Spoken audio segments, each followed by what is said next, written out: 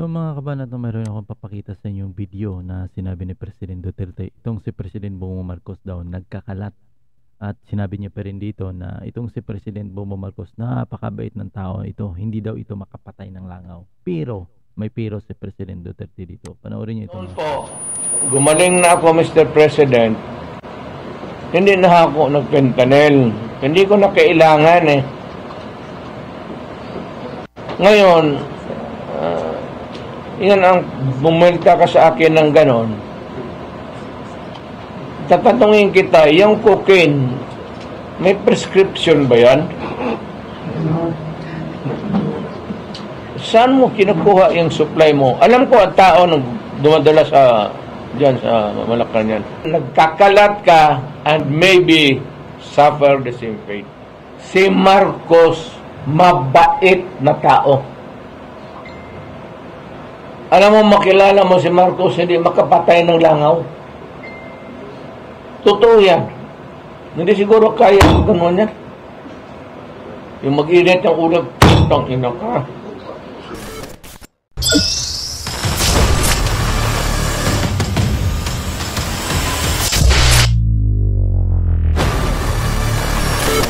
Mga kabanat, narito yung video ni President Duterte kung saan ay binanatan niya naman itong si Presidenta Bongbong Marcos. At sinagot niya rin yung issue dito patungkol sa binitawang salita ni Presidenta Bongbong Marcos patungkol sa fentanyl. At inamin naman ni Presidenta Duterte na gumagamit talaga siya ng fentanyl. At dinemo niya rin kung paano gagamitin itong fentanyl. Parang ano pala ito? Parang patch, na ididikit mo lang sa likod. Yun ang pagka-demo niya dito, mga kabanat. At sinabi niya pa rin dito na itong si President Bongbong Marcos ay nagkakalat, Pumupunta lang sa ibang bansa at nagkakalat. At noong una pa daw, matagal na daw na panahon, itong si President Bongbong Marcos ay talagang humihit-hit ito ng ipinagbabawal na gamot. Yan, at tinamo niya pa ito, Siguro hindi ko na maaabot yun, yung part na yun, kasi sa huling part ng video, kaso mahaba. Sinabi niya na itong si gusto niyang, at parang may hamon siya dito na magpa-drug test sila, At kasi mayroong nagtanong na dapat daw, sabi daw si Martin Romualdez na ipoprove daw ito, Patunayan daw ni President Bongbong Marcos, ni President Duterte. Sabi naman ni President Duterte, hindi pupunta tayo sa Lunita, magpakuha tayo ng dugo, Yun ang sabi ni President Duterte dito. So panoorin niyo ito, ang video natin, credit natin ito sa SM9. Maiksing video lang ito, mga kabanat, yung ating ipapakita sa inyo.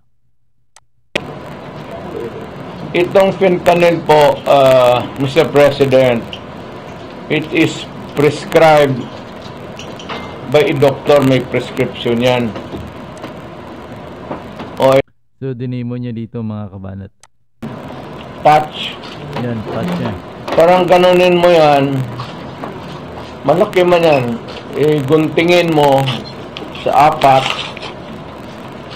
Ganon. Tapos, isa ito. It talks for about mga 6 hours, 7. Wala na, palitan mo na naman. And it is prescribed by the doctor. And kinuha ko yung aking fentanyl prescription drug doon sa pain center ng St. Luke's. At nalaala ko pa, ang nagbigay sa akin noon si Dr. Javier. So I'm giving you the name and my doctor. Pagkatapos noon po, gumaling na ako, Mr. President. Hindi na ako nag-fentanyl. Hindi ko na kailangan eh. Ngayon, yan ang bumulta ka sa akin ng ganon. Tatanungin kita, yung cocaine, may prescription ba yan? Saan mo kinukuha yung supply mo? Alam ko ang tao nang dumadala sa dyan sa Malacanang. Body-body mo yan sila. As a matter of fact, yung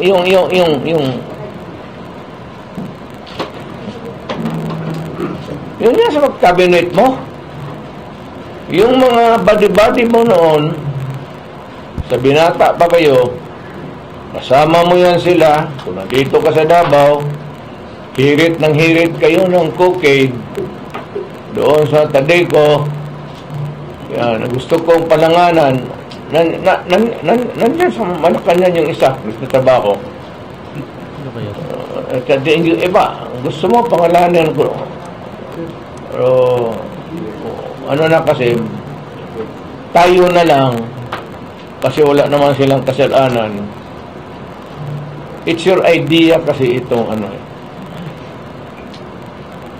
Long time ago, I was suspecting it was Romualdez. But ang lumalabas doon sa Malacanang na ano, gusto mo rin talaga pati si Lisa, pati kayo ni Romualdez. Kayong tatlo, pamilya, what is the purpose of this People's Initiative to amend the Constitution?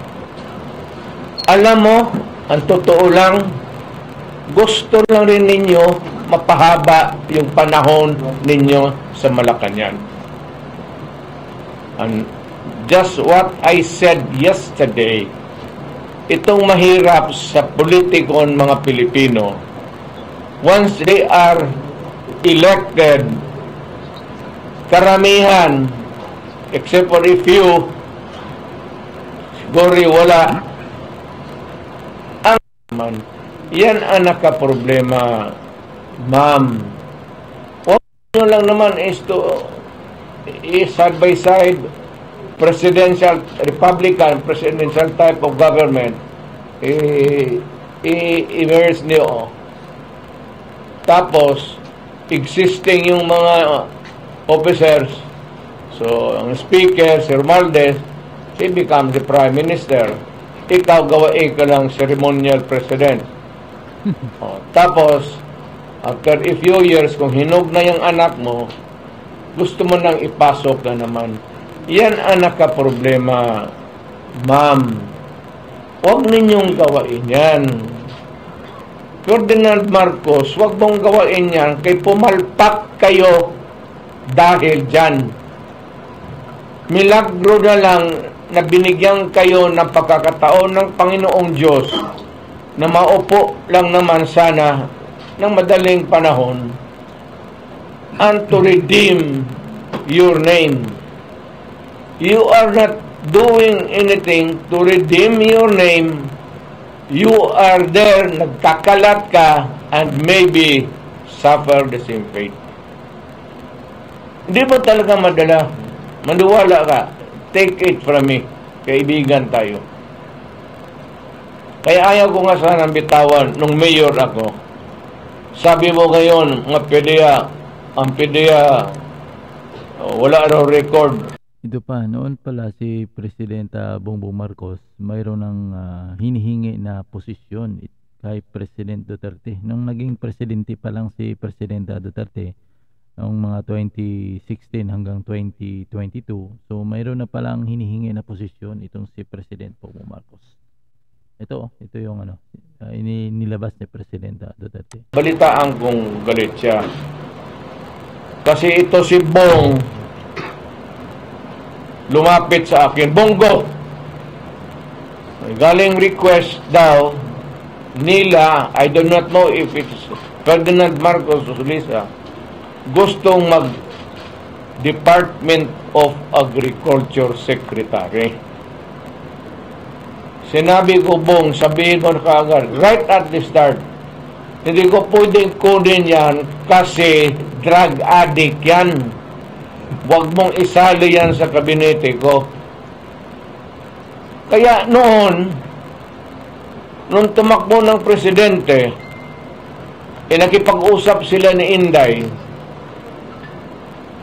at nagkaroon sila ng unity team. So yan, skip muna natin. So ito pa mga kabanat, at sabi ni Presidenta Duterte dito, si President Bongbong Marcos daw napakabait na tao. Halos daw hindi ito makapatay ng langaw. So ito pa yung ano niya. Si Marcos, mabait na tao. Alam mo, makilala mo si Marcos, hindi makapatay ng langaw. Totoo yan. Hindi siguro kaya ito mo niya. Yung mag-init ng ulo, putang ina ka. Grabe talaga. Yung kaya mo yung ako, may langaw, may lamok. Marcos, but the problem is, yung ideas ba na lumalabas, asawa niya, pati kay yung pinsan niya, sila lang ito. Ano, you tinker with the Constitution na tatlo lang kayong mag-usap, plus the congressman na word. So yan mga kabanat yung ating video no, na pinakita sa inyo yung binitawang response ni Presidente Duterte. At sinabi din naman ng President Duterte na talagang itong si President Bongbong Marcos ay nagtitake ng cocaine, no? Direktang sinasabi niya. Ngayon, nung kampanya ay nasasagot na yung katanungan kung sino itong sinasabi niya humihit ng cocaine. So ito na lumalabas, no? Na ang tinutukoy niya talaga noon nung kampanya ay itong si President Bongbong Marcos talaga, yung milansagan niya doon na mayroong isang official na tumatakbo, sikat na pangalan, no? Na humihitit ng cocaine. So noon pa lang daw ay si President Bongbong Marcos ay humihingi na ng posisyon as Agriculture Secretary, pero tinanggihan ni President Duterte dahil nga sabi niya ayaw niya yung makapasok sa kanyang kabinete na isang drug addict, no? At sinagot niya rin yung issue na hinamon niya rin si President Bongbong Marcos kung ang cocaine daw ay mayroong prescription ng doktor. Kumbaga naka-prescribe ba sa doktor, prescribe by doktor ba yan na pwedeng gamitin. So yan ang matinding bangayan ngayon ng Duterte versus Marcos, mga kabanat. So yan lang muna ating video. Maraming salamat. See you next video.